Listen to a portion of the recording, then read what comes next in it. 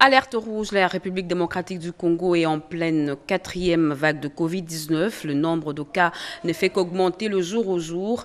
Cette annonce a été faite par le professeur Jean-Jacques Mouyembe au cours d'une conférence de presse. Le coordonnateur du comité multisectoriel de lutte contre cette pandémie appelle la population au respect strict des gestes barrières. Les détails dans ce journal.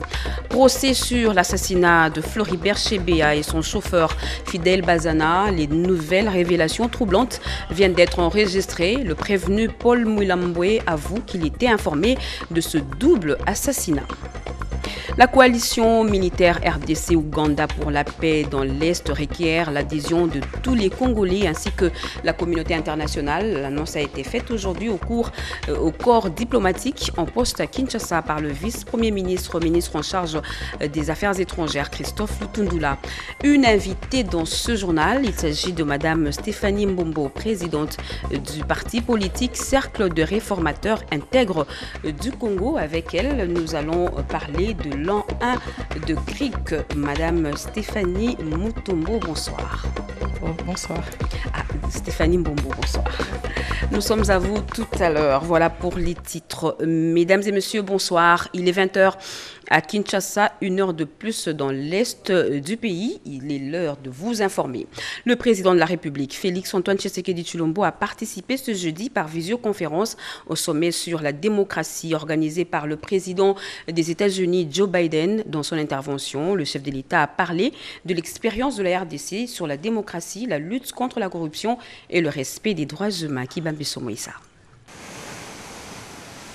C'est à l'invitation du président Joe Biden que le chef de l'État, Félix-Antoine Tshisekedi Tshilombo, a pris une part active au sommet sur la démocratie, la lutte contre la corruption et la protection des droits humains, organisé en visioconférence par les États-Unis d'Amérique. Une centaine de chefs d'État et de gouvernement, des responsables de la société civile et des hommes d'affaires participent à ces sommets. Les États-Unis n'ont pas tenu à s'ériger en donneurs de leçons en matière de la démocratie.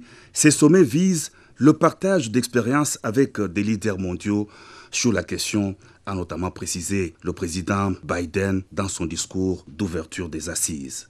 Le président de la République, Félix-Antoine Tshisekedi Tshilombo, a été retenu parmi les intervenants au sommet de Washington sur la démocratie. Le chef de l'État a planché dans son discours sur les réformes politiques qu'il a engagées au pays, avec notamment la libération des prisonniers politiques, le retour de tous les exilés politiques à RDC, qui a connu sa première passation démocratique du pouvoir.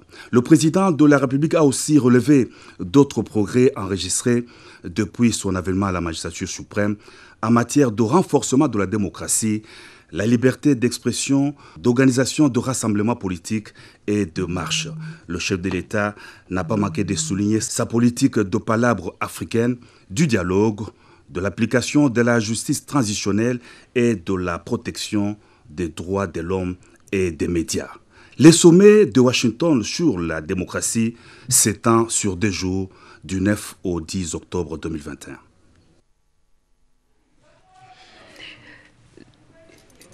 Veuillez nous excuser pour ce quelques couacs, les aléas du direct. Le Fonds monétaire international félicite le gouvernement de la RDC pour la mobilisation des recettes, l'amélioration des dépenses, mais aussi la gestion globale de toute l'économie. Ces félicitations sont de la directrice générale du FMI, Kristalina Georgieva, reçue en tête-à-tête hier dans la soirée par le président de la République, Félix-Antoine Tshisekedi Tshilombo. Cette institution de Bretton Woods soutient en outre les réformes en cours dans notre pays, Guilain Kabalundi. Pour sa première visite sur le continent africain depuis les débuts de la Covid-19, la directrice générale du Fonds monétaire international a choisi Kinshasa comme première étape de sa tournée, tout un symbole. La RDC, en programme avec le FMI depuis juillet 2021, connaît une croissance remarquable projetée à 6,4% l'an prochain. Des résultats satisfaisants qui ont été au menu du tête-à-tête entre Félix-Antoine Tshisekedi Tshilombo, président de la République, et Kristalina Georgieva, directrice générale du FMI. Pendant plus d'une demi-heure, beaucoup de sujets ont été évoqués, parmi lesquels l'examen minutieux de la première revue qui a montré des conclusions positives. Ces échanges se sont par la suite élargis aux différents collaborateurs respectifs. Outre le 1,5 milliard de dollars octroyés à l'RDC au titre de facilité élargie pour le crédit et le 1,4 milliard de dollars de droits des tirages spéciaux, le FMI annonce l'éventualité d'un autre appui à l'RDC, a fait savoir la patronne du FMI au sortir de sa rencontre avec le chef de l'État. Pour la mobilisation des recettes, l'amélioration des dépenses, la qualité des dépenses, mais également la gestion globale de toute l'économie.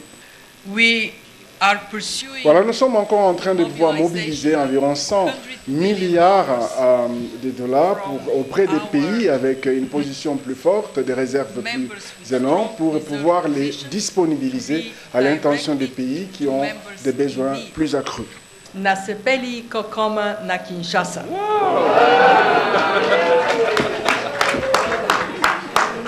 La meilleure situation de la RDC, d'après la patronne du FMI, s'explique notamment par l'embellie des prix de matières premières. Néanmoins, quelques conseils ont été prodigués aux autorités congolaises. Un soutien supplémentaire, certainement dans les conseils prodigués, ça oui, et ça c'est en permanence. En termes financiers, nous restons sur les engagements que vous venez d'évoquer, qui sont en train de se mettre en œuvre. Nous avons encore un long chemin à parcourir, nous avons 3 ans de programme. Ça, c'est sur le programme, et donc le 1,5 lié au programme. Dans les 3 ans du programme, en fonction de l'évolution du programme, on verra ce que ça pourra donner de plus en termes de soutien financier éventuel. Après l'étape de Kinshasa, Kristalina Georgieva s'envole pour Dakar au Sénégal, le pays qui succède en février 2022 à la RDC à la présidence en exercice de l'Union africaine.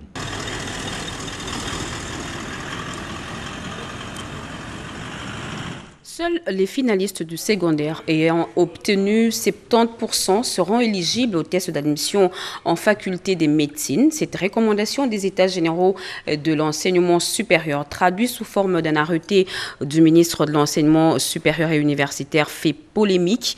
Et l'honorable député Bernard Kayuma a adressé à ce sujet une question orale avec débat au ministre Moïndo Nzangi. Retour sur la plénière d'hier à l'Assemblée nationale avec Sylvie Moembo et Bernard Bodo.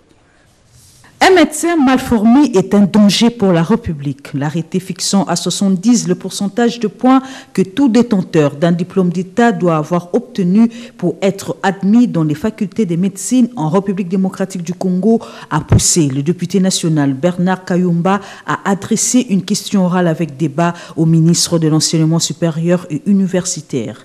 Quelles sont les vraies raisons de cet arrêté? Pour avoir la lumière à cette question, le ministre de l'Enseignement supérieur et universitaire, Moïndo Nzangi, était devant la représentation nationale pour éclairer leur lanterne. Dans son exposé des motifs, l'auteur de la question orale avec débat, le député national Bernard Kayumba, a demandé au ministre de l'ESU l'annulation de son arrêté qui met en péril bon nombre des universités. Lors de l'économie du texte, le ministre de l'ESU a tenu informer les élus du peuple que sur les différentes facultés qui comptent la République démocratique du Congo, la faculté de médecine était dans 116 établissements, mais seuls 16 établissements ont répondu à 60% des critères du ministère de l'Enseignement supérieur et universitaire, d'où la nécessité d'assainir le milieu. L'inscription en G1 a été limitée aux seules universités admises car 56 000 étudiants en médecine sont en attente de publication de la liste des établissements.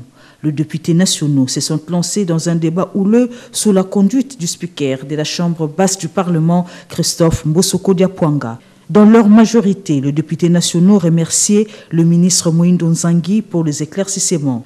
Rencontrant les préoccupations des députés nationaux, le patron de l'enseignement supérieur et universitaire a fait savoir à l'Assemblée plénière que bientôt le ministère de l'enseignement supérieur et universitaire va procéder à la publication des listes des universités et instituts supérieurs qui doivent fonctionner en République démocratique du Congo. À cela s'ajoute la suppression du cycle graduat en médecine pour s'arrêter au LMD, une première en République démocratique du Congo.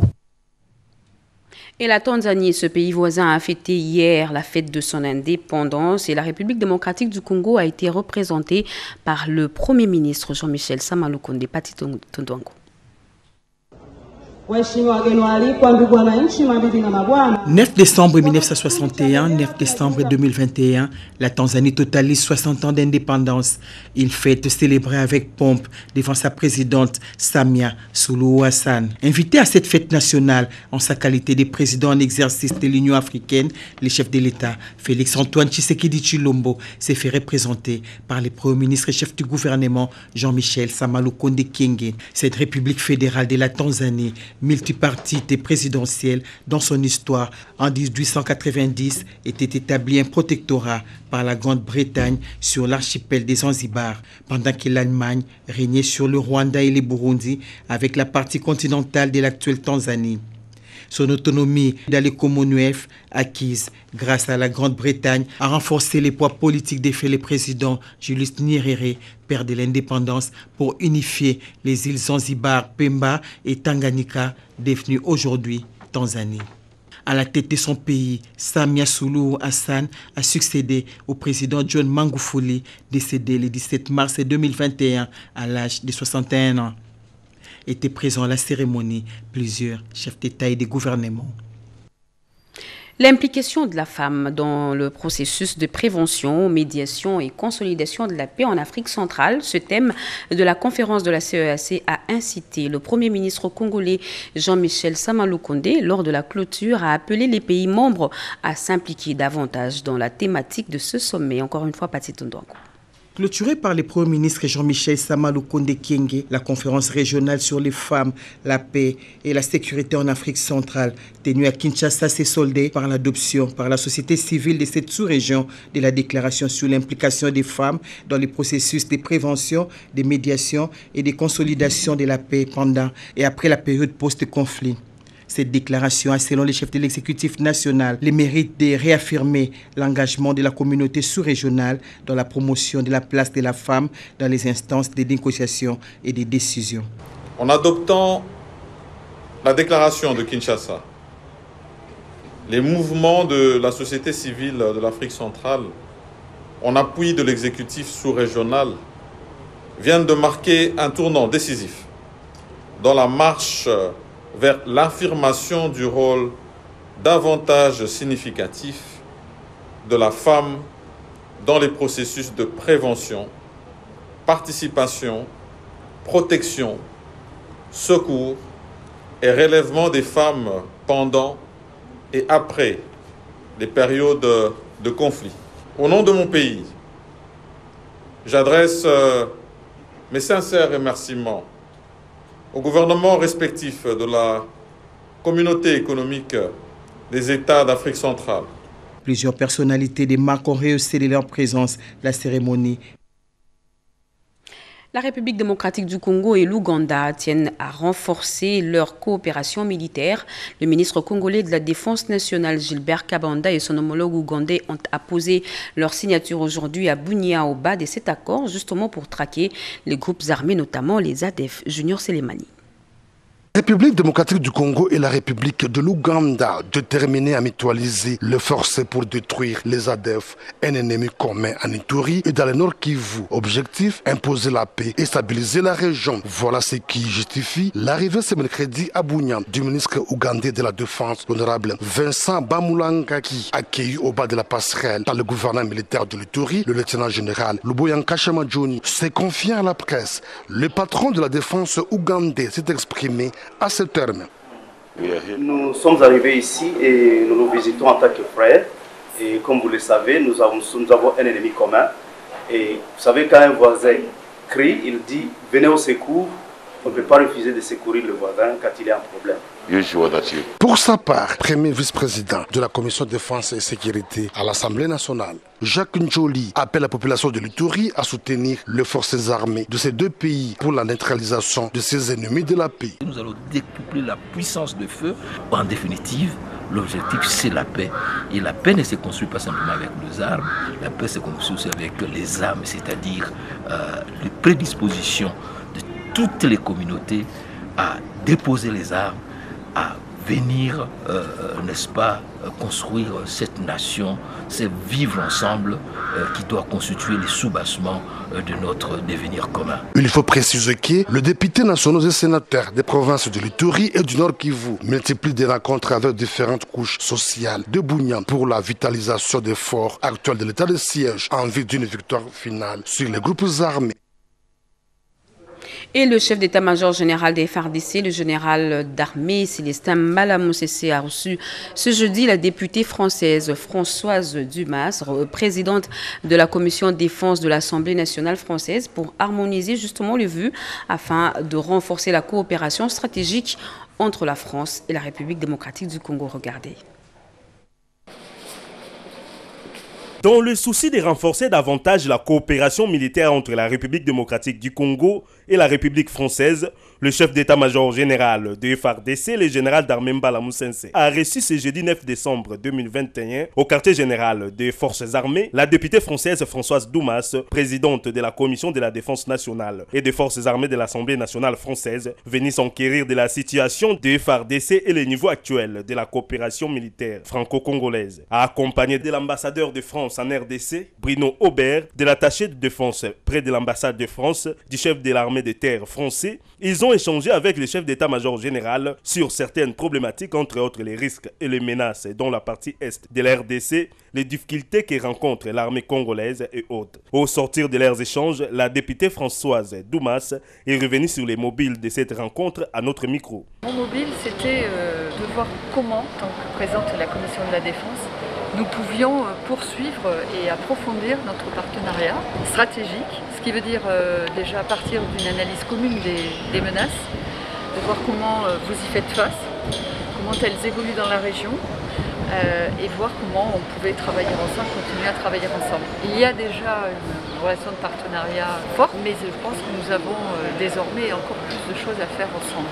Je ferai état auprès du gouvernement et des ministres, puisque c'était aussi en collaboration avec eux et en lien étroit avec eux que je me suis déplacée ici. Nous en ferons état et je pense que nous avons aussi sur place M. l'ambassadeur qui est extrêmement attentif aussi à l'évolution de la situation. Et donc nous verrons ensemble après comment poursuivre ce partenariat et sous quelle forme. Et puis cette communication importante qui a été faite aujourd'hui au corps diplomatique par le vice-premier ministre, ministre des Affaires étrangères Christophe Lutundula, il s'agissait de fixer les esprits sur les opérations en cours entre les armées congolaises et ougandaises contre les forces négatives dans l'est de la RDC. Edith Chala et Doris Mozotamboui.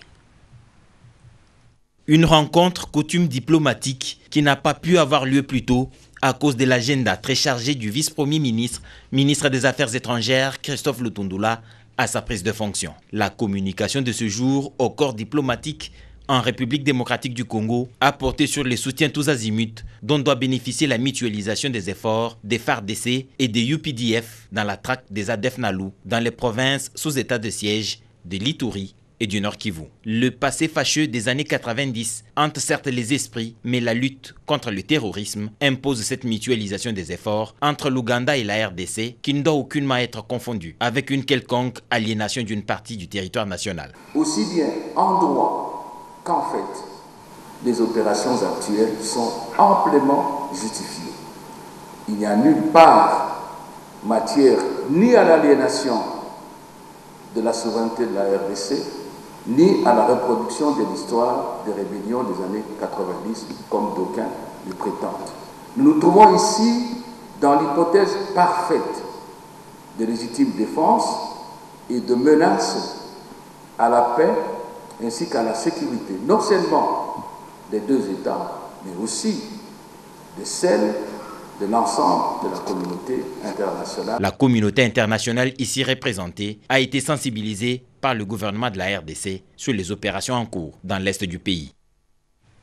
À la Chambre haute du Parlement, le bureau dit n'est pas se constituant un obstacle pour que le sénateur Matata Ponyo recouvre ses immunités parlementaires. Précision faite aujourd'hui au cours de la plénière par le président Modeste Bahati Lukwebo.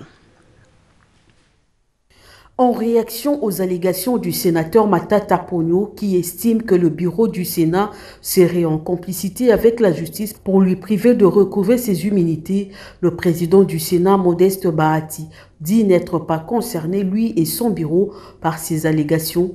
Le bureau attend être notifié par la Cour de cassation du non-lieu.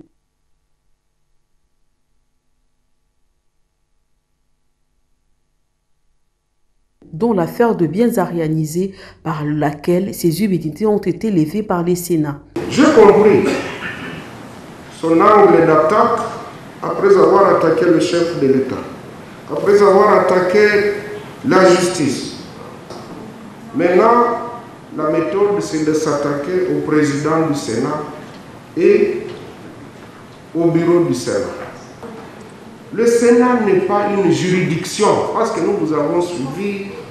Vous avez mobilisé les médias, vous avez mobilisé le secrétaire général des Nations Unies, vous avez mobilisé tout le monde en disant que le Sénat vous a lavé. Le Sénat n'est pas une juridiction.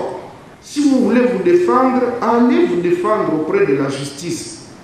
Parce que vous dites que vous avez toutes les preuves et que on vous a dit qu'en tout cas il n'y a plus rien à vous reprocher. Mais quand on vous a dit ça, nous, on n'était pas là. Ici et la fois passée, c'est dans un français clair, limpide et simple que j'ai dit qu'il y a deux affaires.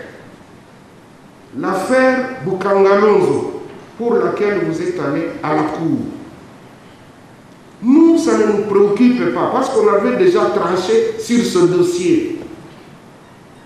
Mais le 28 juin, par réquisitoire 16 et 17 du procureur général, il nous a saisis pour un tout nouveau dossier de biens aérianisés où on vous accusait de justifier le montant de 110 907 681 dollars américains et 27 894 707 euros.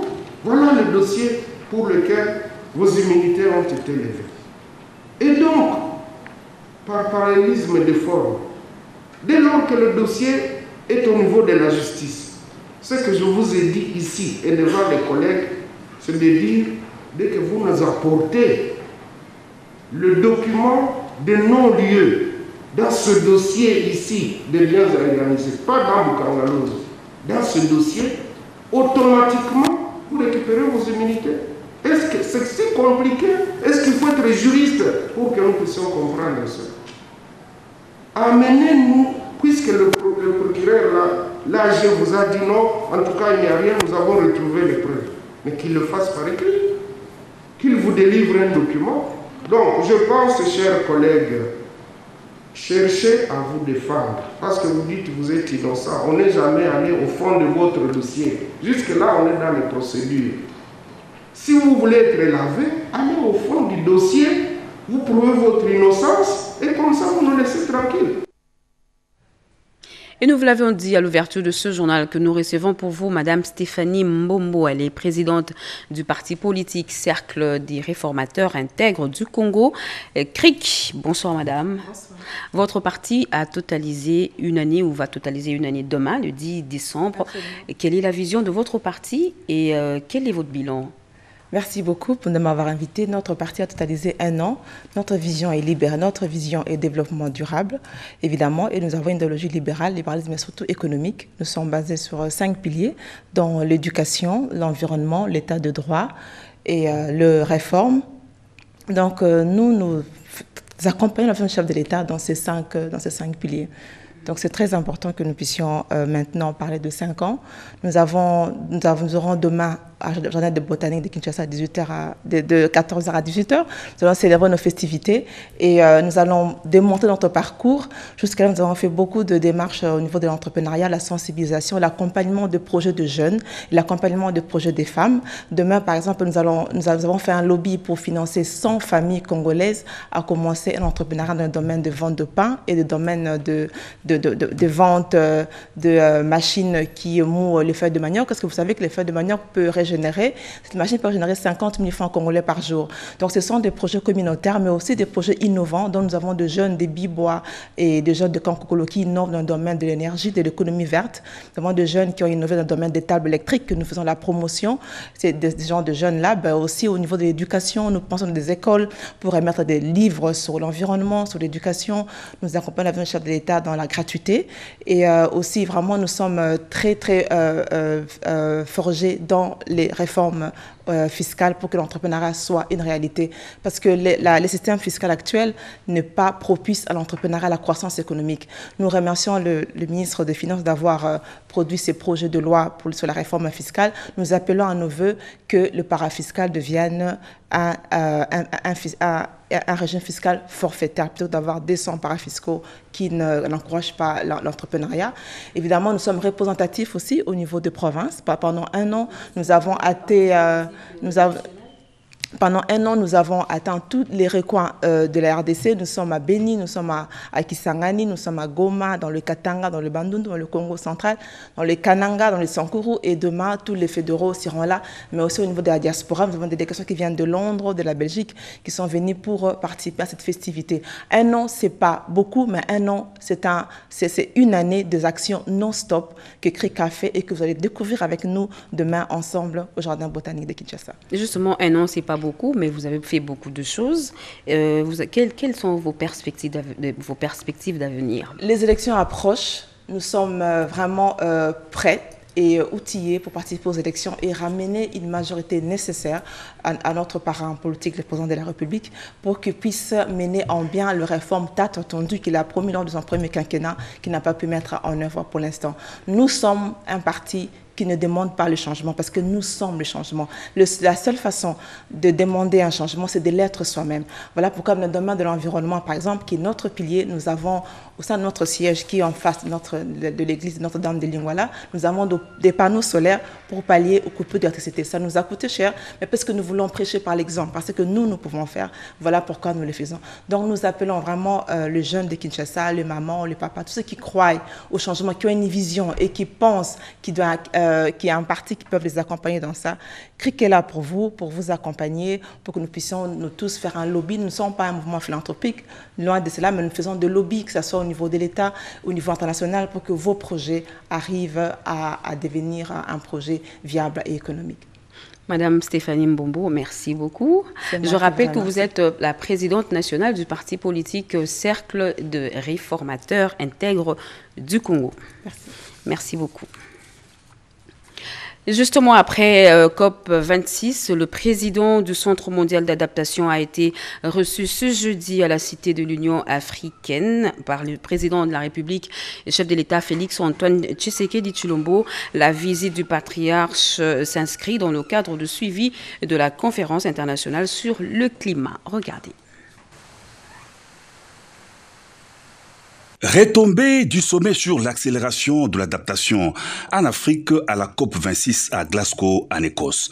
Le président, directeur général du Centre global d'adaptation, une organisation mondiale, professeur Patrick Vergolgen, séjourne à Kinshasa, conduit auprès du président de la République Félix-Antoine Tshisekedi Tshilombo par la vice-premier ministre de l'Environnement Eve Bazaïba.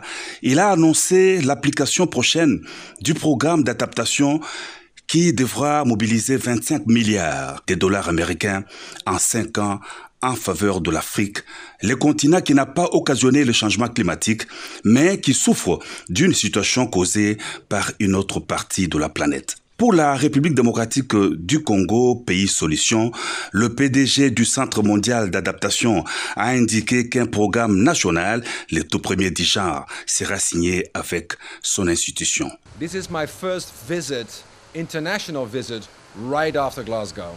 Cette visite, c'est la toute première que j'effectue juste après avoir terminé la session de Glasgow. Nous nous sommes mis d'accord sur un programme national et qui se basera sur la collaboration entre le GCA et la République démocratique du Congo. Et c'est un programme unique et c'est le tout premier que nous allons signer avec un gouvernement d'un pays. Pourquoi est-ce que nous avons fait ça? Eh bien, c'est parce que la République démocratique du Congo est un pays solution.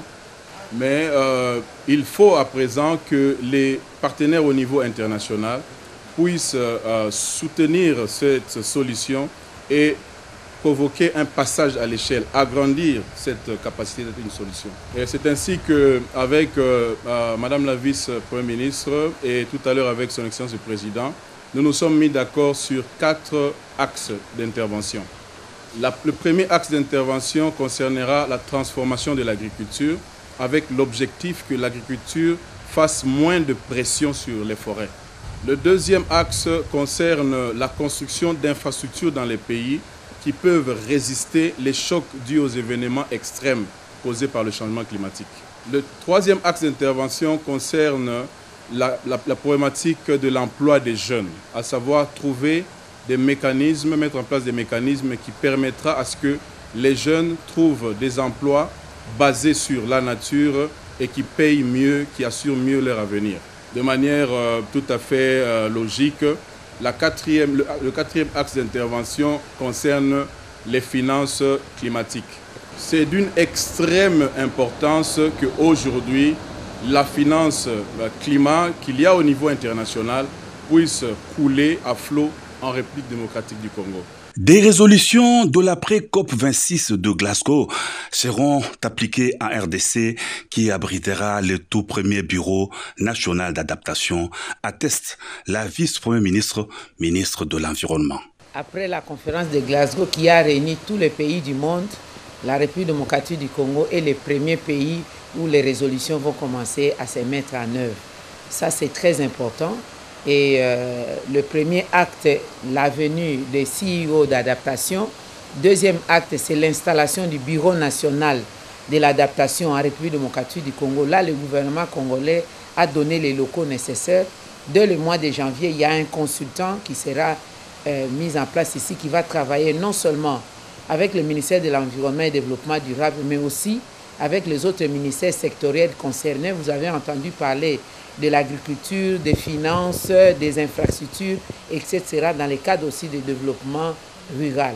Donc voilà ce que je peux vous dire, que désormais, la RDC va commencer à capter les crédits carbone qu'ils n'avaient pas captés avant, parce qu'avec GCA, nous allons avoir les données techniques nécessaires et aussi la possibilité de mettre en place les cadres légaux et aussi l'institution qui est l'autorité de régulation du marché des crédits carbone, qui va désormais fonctionner en République démocratique du Congo pour canaliser tout ce qu'il y a comme besoin de ces marchés, mettre le carbone congolais dans un registre au niveau international, avoir aussi à certifier le carbone congolais, évidemment accéder à la bourse, au marché international concernant le carbone, et pourquoi pas nous amener à rehausser aussi, à revoir à la hausse le prix de la tonne de carbone qui est vendue en Afrique entre 4 et 5 dollars américains, alors qu'à l'étranger, au pays du Nord, c'est entre 69 et 100 dollars américains. On ne le dira jamais assez, les forêts de la RDC peuvent sauver le monde entier. Contre le réchauffement climatique, les responsables du Centre global d'adaptation l'ont confirmé à la vice-première ministre, ministre de l'Environnement, Eve Bazaïba. Cette séance de travail a été ponctuée par une projection vidéo retraçant la situation globale de la République démocratique du Congo sur le problème de changement climatique. Les hôtes du ministre de l'Environnement et du Développement durable ont expliqué les différents piliers sur lesquels ils soutiennent la RDC. Les infrastructures et l'agriculture figurent parmi ces piliers. Notre objectif, c'est d'être sûr que l'Afrique ne demeure pas une victime vis-à-vis du changement climatique. Il n'est pas possible de résoudre le problème du changement climatique au niveau mondial sans l'Afrique. L'Afrique a plusieurs solutions à offrir. Et nous, au niveau du Centre global d'adaptation, notre vision, c'est de pouvoir être sûr que ces solutions sont mises en œuvre. Avec le programme d'accélération de l'adaptation en Afrique, qui a été endossé par les chefs d'État, et y compris le président de la République démocratique du Congo, avec son pouvoir en tant que le président de l'Union africaine Et c'est un programme que les Africains ont adopté et qui est aussi piloté par les Africains. Et ainsi, nous sommes maintenant sur le terrain pour nous assurer que l'Afrique a accès aux finances pour l'adaptation. La RDC a sollicité du Centre global d'adaptation l'appui à sa candidature pour l'organisation à Kinshasa de la COP27. Le CE a promis d'accompagner le gouvernement congolais dans sa politique environnementale. Journée d'échange direct au ministère de la fonction publique. Le rendez-vous a été respecté. Certains agents sont venus des provinces pour soumettre leurs doléances au vice-premier ministre Jean-Pierre Liaou. Séance tenante, le patron de l'administration publique a examiné et résolu certains dossiers dans son secteur. Cédric Kenina, Nadine Kiloso et Moké Maloma. Il assiste émerveillé à la résolution de son problème, sans protocole, sans pesanteur administrative, seul face au vice-premier ministre, ministre de la fonction publique Jean-Pierre Liaou. En prenant les actes de régularisation en 2019, le ministre d'État en soi a reconnu implicitement que vous étiez dans l'irrégularité. Donc s'il y a réclamation à faire, c'est à partir de 2019. Regardez son cas. Jean-Willy Moubangi, agent de carrière de l'État dans le Congo central, embauché en 1996, désactivé en 2008. Il est resté sans revenu pendant près de 13 ans, sans pour autant comprendre son péché. Les voilà, rétablis dans ses droits les plus légitimes. Il y a plusieurs ministres qui sont passés à la tête de la fonction publique. Jamais vu ce que le ministre, son Excellence, ministre Liaou est en train de faire. Vraiment, coup de chapeau au ministre Liaou. C'est comme ça que nos ancêtres et notre Dieu va le bénir, tout ce qu'il est en train de faire. À travers ces contacts de proximité, les patrons de l'administration publique brisent les barrières et accordent la parole aux plus petits des agents de l'État. Il m'a demandé d'amener le lustre déclaratif, demander au directeur de la paix de s'enquérir de la situation pour le suivi. Une tradition et une culture, point n'est besoin d'user de mots forts pour qualifier ces nouveaux vents qui soufflent au sein de l'administration publique. Et les états généraux de la communication en République démocratique du Congo auront bel et bien lieu très prochainement. Le directeur de cabinet du ministre de la Communication et des Médias a remis les documents de base de travail auprès des membres de la commission scientifique. Jessica Bassélé. L'organisation des états généraux de la communication et médias a déjà pris une vitesse de croisière. Plus rien ne peut arrêter ces trains de gens en marche. Ces textes viennent de plusieurs corporations, de la société civile, des experts indépendants, de l'UNPC et du personnel scientifique. Nous les avons rassemblés pour donner aux experts, qui sont au nombre de 25, qui vont lancer la première phase de ces états généraux. En ces jeudis au cabinet du ministre de la Communication et Médias, porte-parole du gouvernement, son directeur de cabinet, Nicolas Lianza, a procédé à la distribution de documents de base de travaux auprès de membres de la commission scientifique de ces grands rendez-vous. Ils donneront la ligne à suivre pour que lors des assises proprement dites, on travaille en plénière ainsi qu'en commission, que ces éléments, ces outils de travail soient véritablement bien structurés et orientés pour le travail.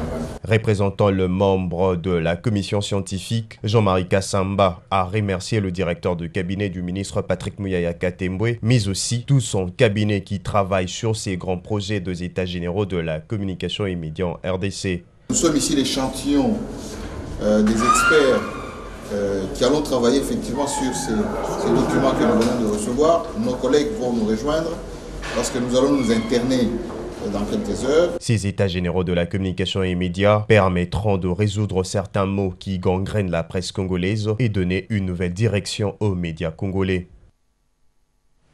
Dire non à la corruption est un droit, mais aussi un défi pour chaque Congolais.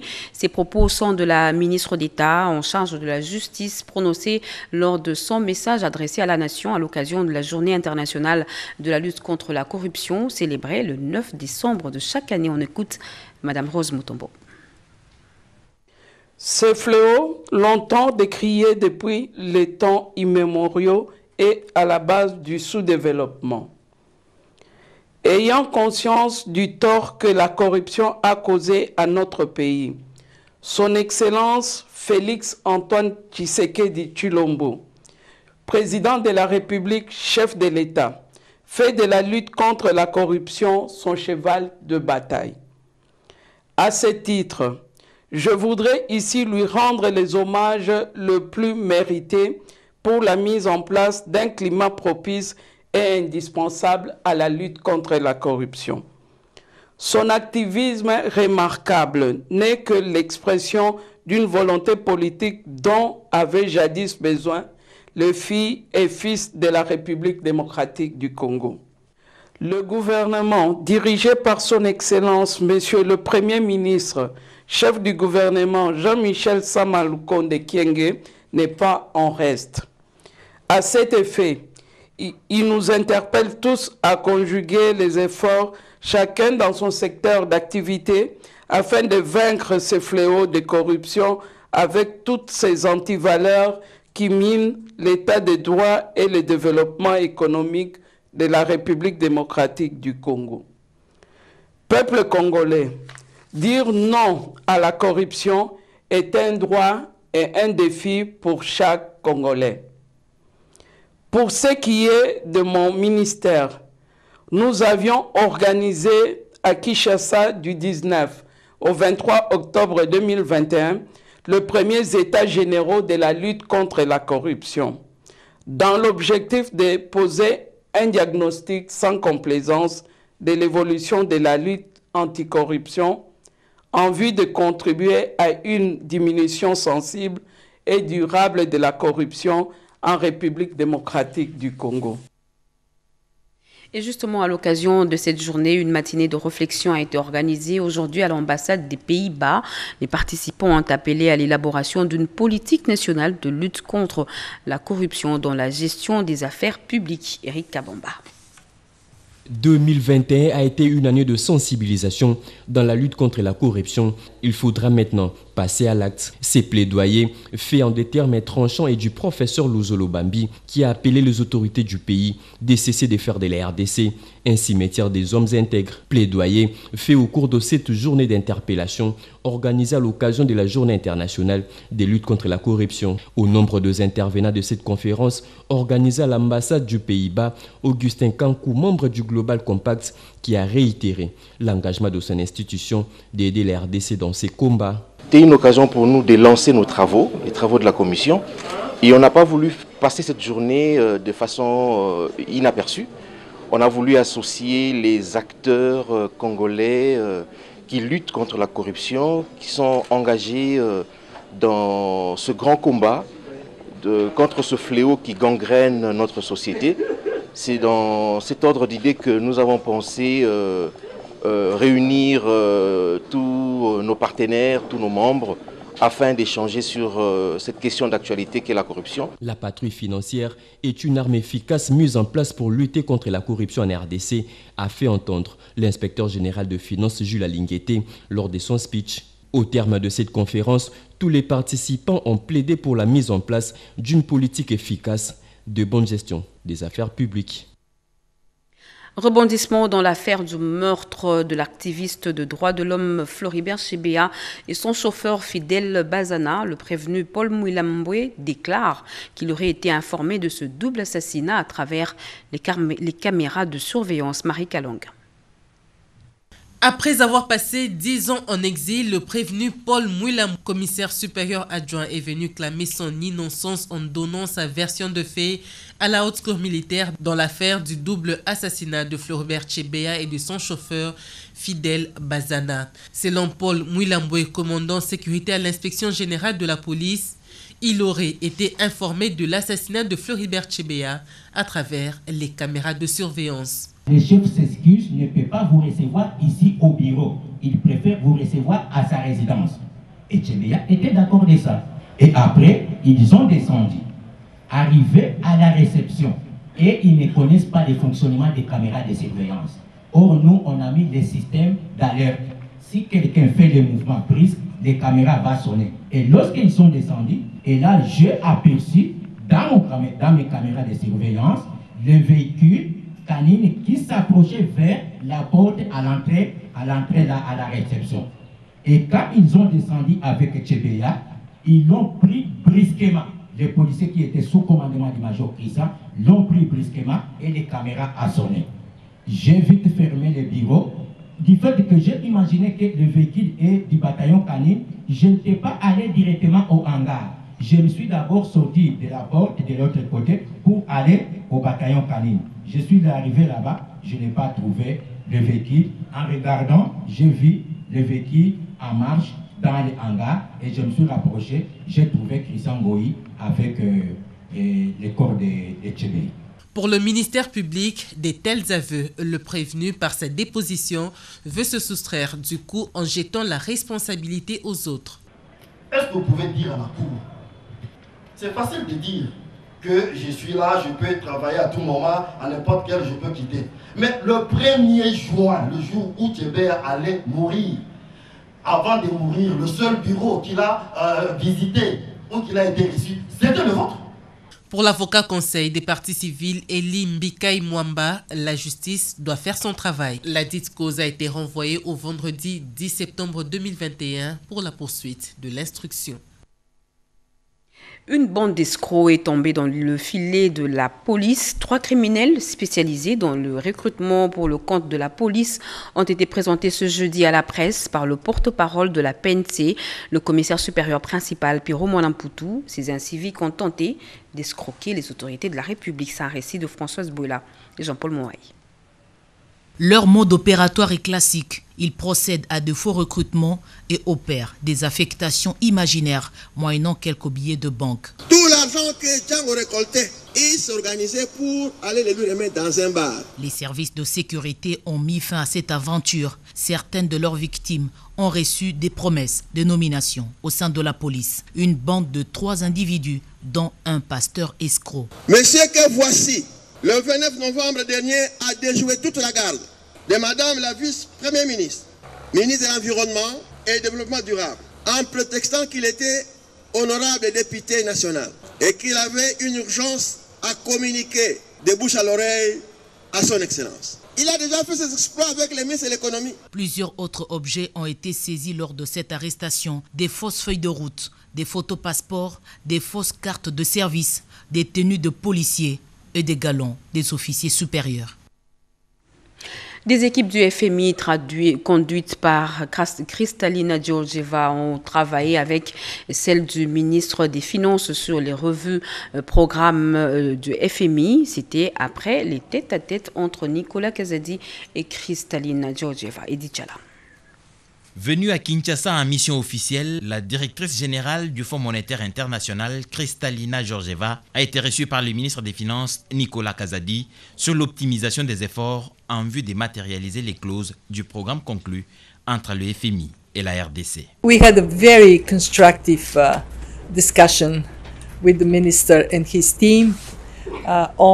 Nous avons eu une discussion très constructive avec le ministre sur la situation économique dans le monde, en Afrique et ici en République démocratique du Congo. Nous avons achevé la revue de notre programme et c'est opportun pour moi d'être ici à Kinshasa parce que la revue sera présentée au conseil d'administration le 15 décembre 2021. Je peux en tant que présidente du conseil donner mon point de vue pour le progrès réalisé par rapport à ce programme en termes des exigences, de la priorisation des dépenses, la mobilisation des recettes et le renforcement de la gouvernance en RDC. Good progress that we have made under the program in terms of the requirements for prioritizing spending. Ce programme avec le Fonds monétaire international prévoit plusieurs exigences, notamment la priorisation des dépenses, la mobilisation des recettes et le renforcement de la gouvernance en République démocratique du Congo. L'actualité, c'est aussi la publication de la liste des candidats retenus à l'issue du jury final de recrutement des inspecteurs des finances pour la filière des juristes, économistes et financiers. Nous avons Aongo Dembo Marshall, Amori Tamboukaenga Bonaventure, Anta Ekwe Franci, Badidike Belechai Jean-Pierre. La suite dans nos Après ce journal, vous suivrez l'intégralité de cette publication. Le secteur de l'eau et de l'électricité continue à attirer des investisseurs. Le cas des sociétés STC et MOPP qui veulent apporter leur expertise. Les responsables de ces sociétés l'ont dit au ministre des Ressources hydrauliques, Olivier Mwende, qui a également eu d'autres audiences. Marie Kalanga. Il a représenté la RDC à la conférence sur les énergies renouvelables et l'économie circulaire. L'élu de Kipushi, l'honorable Nanou Mbemba, a échangé avec les ministres des Ressources hydrauliques, Olivier Mwenze Moukaleng, sur les acquis de cette conférence internationale organisée en Allemagne. Ces pays de l'Europe tiennent à accompagner la République démocratique du Congo sur les questions de l'énergie. La connexion de la ville de Kipushi à une nouvelle source d'énergie telle que les photovoltaïques pour booster l'économie a également été évoquée lors de cette rencontre. On a eu l'annonce officielle de l'organisation prochaine de cette conférence à Kinshasa. Ça sera au mois de mai 2022. Kinshasa accueillera plus ou moins 71 pays pour échanger sur l'énergie renouvelable. Avec les responsables de la société STC SARL, une entreprise de droit congolais, il était question d'entrevoir un partenariat avec la Société nationale d'électricité SNEL, dont la tutelle revient au ministère des Ressources hydrauliques et électricité. Nous sommes venus ici au nom de STC en collaboration avec l'entreprise mixte Kengen, qui est une entreprise de droit kényan. Enfin, Olivier Mwenze Moukaleng a échangé avec Yacine Fila, fondateur de la société MOPP, qui veut apporter son expertise dans les domaines de l'eau et l'électricité.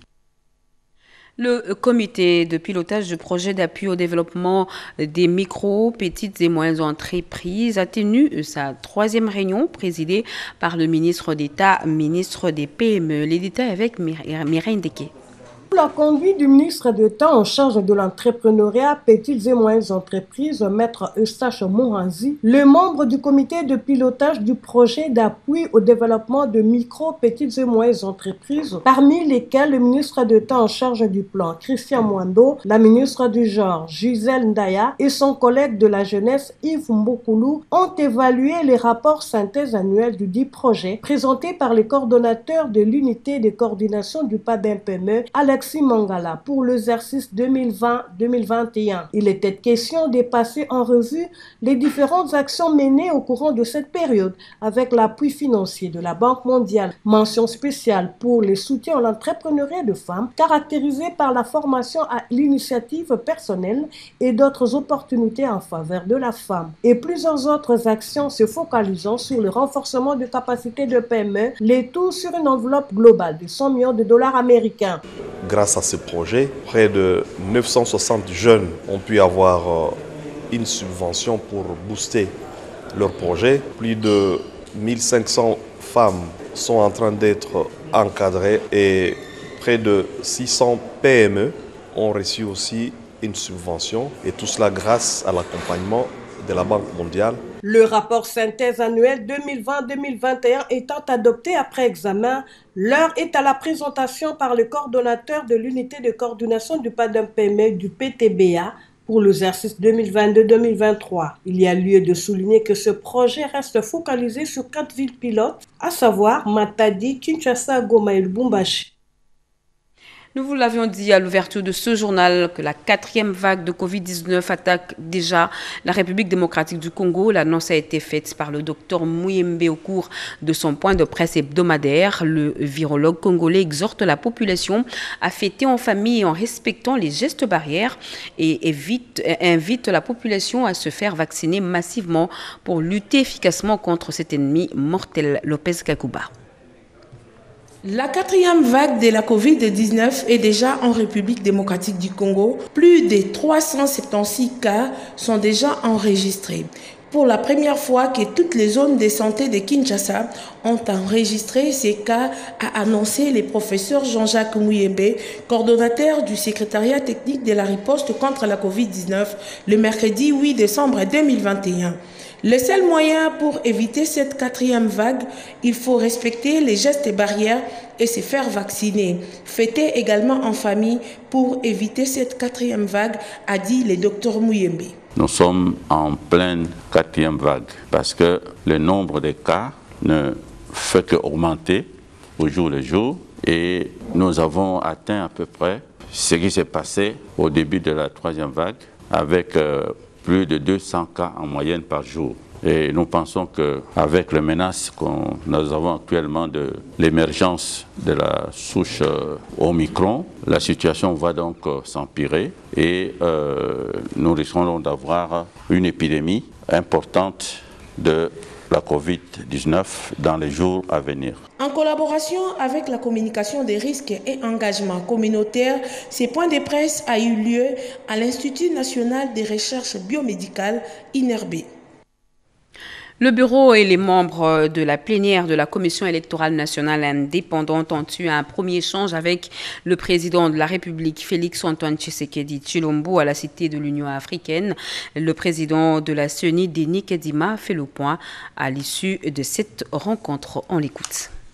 Oui, cette rencontre a eu lieu dans le cadre de notre effort de rencontrer les parties prenantes nationales ainsi que les partenaires internationaux.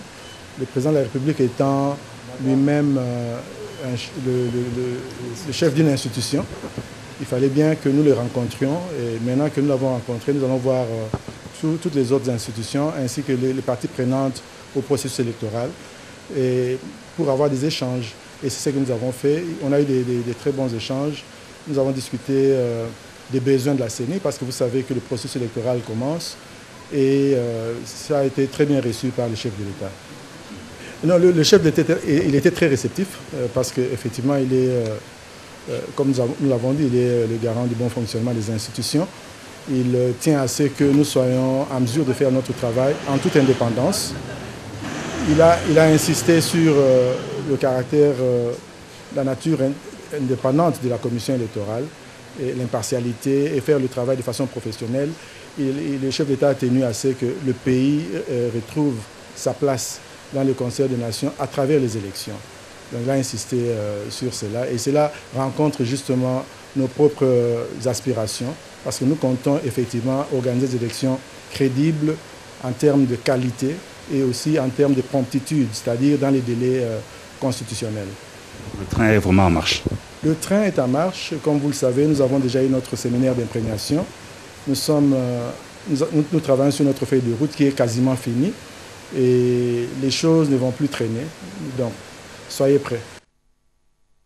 Nous vous l'avions dit, une communication importante a été faite au corps diplomatique par le vice-premier ministre, ministre des Affaires étrangères. Il s'agissait de fixer les esprits sur les opérations en cours entre les armées congolaises et ougandaises contre les forces négatives dans l'est de la RDC. Juste après ce journal, vous suivrez l'intégralité de cette communication.